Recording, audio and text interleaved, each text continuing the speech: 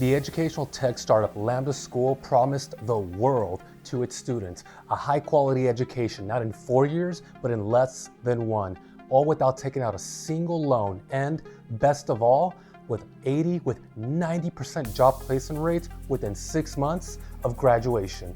There was just one problem. It was all a lie. This is a story of the downfall of Lambda School and its CEO as seen from the inside by me. We are Lambda. Our mission is to unlock everyone's potential, regardless of circumstance. We are obsessed with our students. We do everything in our power to make sure that students have all the skills they need and are immediately hireable by anybody. It's October 2020. We're in the middle of the pandemic and there are record high unemployment rates in the United States and around the world. People from all industries are scrambling for a new job, a new career, something that pays more, something that provides more job security, and everyone is told the same thing. Learn how to code. Because if you learn how to code, you can get one of those cushy 6-figure tech salaries where you can work remotely from the comfort of your own living room. You dipshit idiot reporters have no idea that there is zero downside to going to Lambda School. So the way it works is you pay a percentage of your income for 2 years, 17% for 2 years, if and only if you're making more than $50K in a role that you trained for. If not, you pay zero. When I first joined Lambda School, I had no idea about its checkered history, but the red flags would soon start piling up. I'm hired by Lambda School to teach their deep learning and natural language processing class as part of their data science program, which lasts a total of 6 months. This program is designed in such a way where students are fed through in a conveyor belt fashion, being moved from one instructor to another, from introduction to data analysis in Python to statistics, machine learning. Then they get to me for deep learning and natural language processing. And then they go see their computer science instructor, which really should have been the first instructor they get exposed to. But hey, this is how they designed the program. Shortly after joining Lambda School, I got a lot of complaints from students saying they did not have enough time to digest and understand the material that was being taught to them. And they felt they were ill supported by staff. And whenever they brought these issues up with student service representatives, they were told, you know, a lot of coding comes down to figuring it out yourself, going on Stack Overflow, going online, and seeing how other people have written code to solve their problems. And while this, to a large extent, is true, it shouldn't be true about a $20,000, $30,000 program that is teaching you how to develop these skills. That's something you do once you're out in the world and you develop a certain amount of independence, not in a program that touts personalized hands-on education.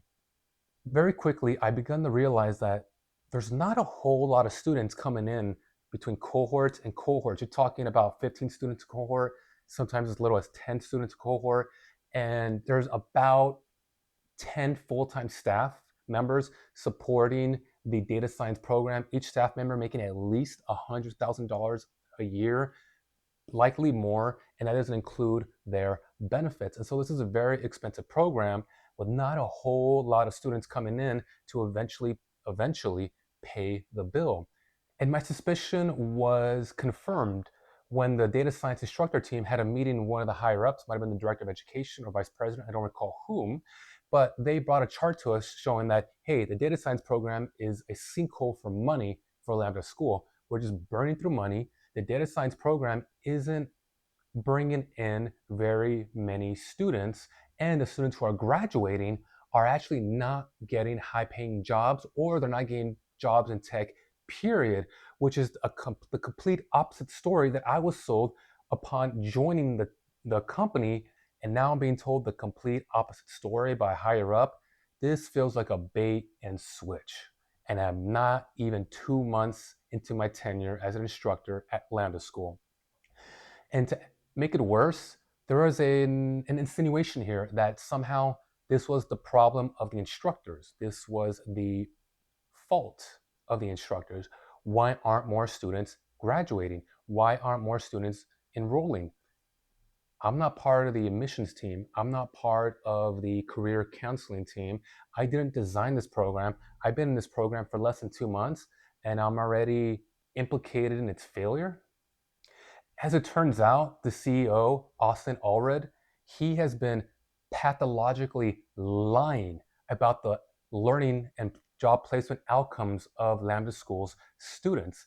Outwardly, he's touting above 80, above 90% job placement rates. However, with investors, he admits actually placement rates are around 50%, sometimes even lower, depending upon the cohort. Information I've obtained, especially in like communication between you and your investors, have indicated that the real rate is probably somewhere around 50%. Can you explain why there might be a discrepancy? I mean, it depends on which cohort you look at. We've certainly had cohorts, and on which time you're looking at, right? Sure. So well, if the you're claim looking... of roughly 86% graduate placement rate has been constant, and your marketing materials has not changed, I think, roughly in the last year or so. But you're telling me if the rate fluctuates, in order for it to explain a fluctuation rate that wide, like the variance would be extreme, right? There would need to be some cohorts with close to 100% placement rate within 6 months. Like, is that the case? Yeah. So that explains the variance in numbers. No, I don't. You're asking, is 86% an average? Yeah. Or, like, there are a million different ways you can measure it. Well, how did you measure it? The way that number was measured was an average across cohorts at a specific time. I don't know what it is right now, but that's directionally correct. If you look at Austin's tweets, if you look at Austin's PR, that tells you one story, that Lambda School is this shining beacon of a revolutionary institution for higher learning. They are paving the way for reducing costs, improving quality of education, way better than these traditional universities ever could dream of doing, at a fraction of the cost, and yet internally, the story is very different. So I also talked to your former career development director, Sabrina Bays, who also seems to agree that student, especially early cohort placement rates in 2019 were nowhere near 86%. Do you agree, disagree, just find that statement to be mistaken? I have no idea how Sabrina would know. She was the career development director for student placement. She was let go. That's true. She was let go, I believe, before the first cohort even hit 6 months. That doesn't seem to be the case from the timeline that I've seen. I'm almost positive that's true. I found Austin's dismissal of Sabrina's testimony somewhat rude, if not flippant. Sabrina Bays was Lambda's first career development director, e.g. the person sort of in charge of career coaching students, helping them workshop their resumes, and, ultimately helping them land jobs. And the idea that such a person would not be in a position to know about Lambda School's placement rate is sort of befuddling. If she didn't know, then who did? Fast forward to March 2021. At this point, we've had monthly all hands on deck meetings with the instructor team and the director of the program. All the instructor teams go one by one, instructor by instructor, reporting student learning outcomes. The last team to go was the data science team. The last member to go is yours truly. I report my student learning outcomes, and I note that a larger amount of students have to retake my course. They find the material difficult to understand. But my students need a lot of additional support. A lot of them don't know calculus. They've never taken a calculus course in their lives, to say nothing of differential equations or linear algebra. This is your mathematical prerequisite for understanding how machine learning algorithms work. They don't have these tools, and so no wonder a lot of this material just flies over their heads. Now, I do what I can. I create supplemental material so they can try to learn calculus over the course of a weekend, but there's only so much I can do for students who quite honestly don't belong in the program. And yet, here I am teaching deep learning and natural language processing, and they are in my classroom. It's an online, 100% remote classroom, but I have a job to do, and I need to do everything in my power to serve the best interest of these students. Now, I'm then asked a very loaded question by the director of the program. I'm asked, Alexander, would you hire your own students? Damn, would I hire my own students? Okay, you want me to answer that question? I'll answer that question. No, I would not hire the majority of my students. They are ill prepared to perform well in a professional data science environment.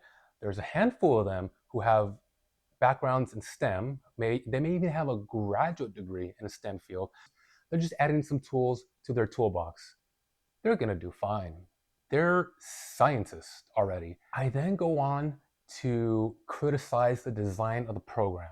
I tell the director that to think that a student can become a data scientist in 6 months is going to lead to a lot of disappointment. I criticize the whole business model in front of the director. You gonna fire me? Fire me.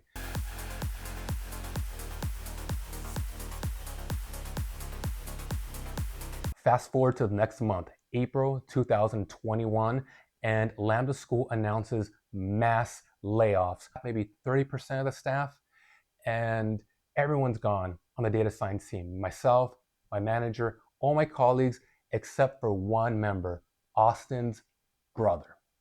He continues on being an instructor for the data science program. Now, shortly after that, I receive an email from the director of education saying, hey, sorry to hear about the layoffs. We would love to offer you your old job back on a part-time basis. Now, obviously, I said, thank you for the offer, but I'll pass.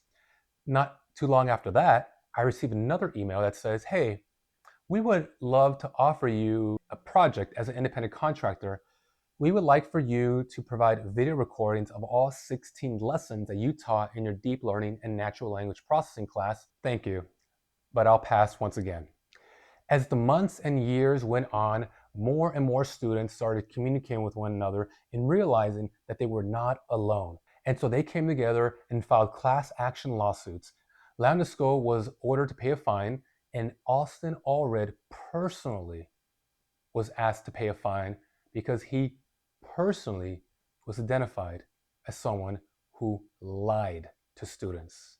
Both the company and its CEO were guilty. Now, the way Lambda School makes money is not by issuing loans to students who can't afford the program. Instead, they offer them an income shared agreement, which says this. So the way it works is you pay a percentage of your income for 2 years, 17% for 2 years, if and only if you're making more than 50K in a role that you trained for. Got it. If not, you pay zero. And So- $30,000 is the maximum. So there will be students that pay $17,000 because they only get a $50,000 a year job. Right. So you have to be making north of 86, 87K to pay $30,000. What Lambda School didn't tell students is that actually, no, these were loans. The students were being given loans. And once Lambda School realized that these students were not gonna be in a position to pay back their loans, Lambda School sold student loans to third-party creditors who would then harass students to collect the debt that they bought from Lambda School. You would pay if you're a developer outside of tech, right? Right. If you end up being a bartender, for example, You're not paying. then you don't pay. A waiter In the doesn't US, pay. In that's the not US. true in the EU, but in the US, yes. Right. All Lambda School achieved was taking millions of dollars from investors and losing it, lying to students, lying to faculty, and most of all, Austin, you lied to yourself.